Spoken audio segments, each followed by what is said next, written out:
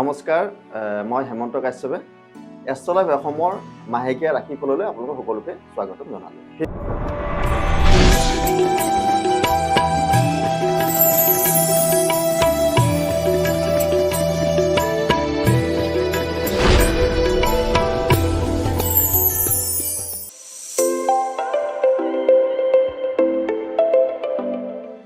এইবাৰ আহিলোঁ মই মিথুন ৰাশিৰ জাতক জাতিকাসকললৈ। মিথুন ৰাশি জাতক জাতিকাৰ এই মাহটোত প্ৰচুৰ ধনাগম হ'ব। ধন টকা পইচাৰ আহাৰ বহু যোগাযোগ দেখা পাই আছোঁ। আপোনালোকৰ এই মাহত শুভ কাৰ্য সিদ্ধি হ'ব, ধনাগম হ'ব, আয় উন্নতি হ'ব, শিক্ষাৰ্থীসকলৰ কাৰণে ভাল হ'ব। উচ্চ পৰ্যায়ৰ যিসকল চাকৰিয়াল আছে তেওঁলোকৰ কাৰণে শুভ হ'ব। আৰু কোনোবাই যদি বিবাহ কাৰ্যত এই মাহত কৰিব বিচাৰে তেওঁলোকৰ কাৰণে এই মাহটো ভাল হ'ব। তো এই মাহত মিথুন ৰাশিৰ জাতক জাতিকাসকলৰ মই খুবেই ভাল ফল দেখা পাইছোঁ। আৰু এই মাহত 1 ফেব্ৰুৱাৰীৰ দিনাখন মাঘী পূৰ্ণিমা আছে।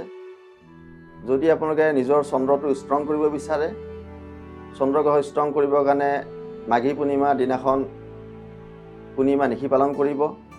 তেনে কৰিলে আপোনাৰ চন্দ্ৰটো শক্তিশালী হ'ব, মনত টেনশ্যন নাথাকিব, ডিপ্ৰেশ্যন নাহিব আৰু খুবেই এটা ভাল চন্দ্ৰৰ পৰা ফলদান পাব। আৰু 15 ফেব্ৰুৱাৰী তাৰিখে শ্ৰী শ্ৰী শিৱৰাত্ৰি বৰ্ড আছে, ৰবিবাৰ আছে সেইদিনাখন। তো সেইদিনাখন শিৱৰাত্ৰি পূজা কৰিব।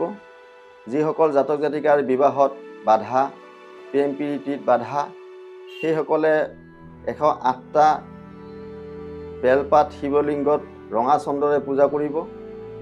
তেনে কৰিলে আপোনালোকৰ বিবাহ কাৰ্য সফল হ'ব। আৰু 16 ফেব্ৰুৱাৰীৰ দিনাখন এটা অমাৱস্যা আছে।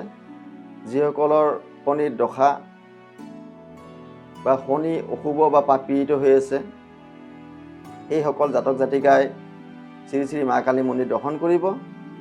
দৰ্শন কৰিলে আপোনালোকৰ শনিৰ অশুভ প্ৰভাৱৰ পৰা আপোনালোকে বাচি থাকিব পাৰিব। আৰু 17 ফেব্ৰুৱাৰী তাৰিখে মঙলবাৰে এটা সূৰ্যগ্ৰহণ আছে।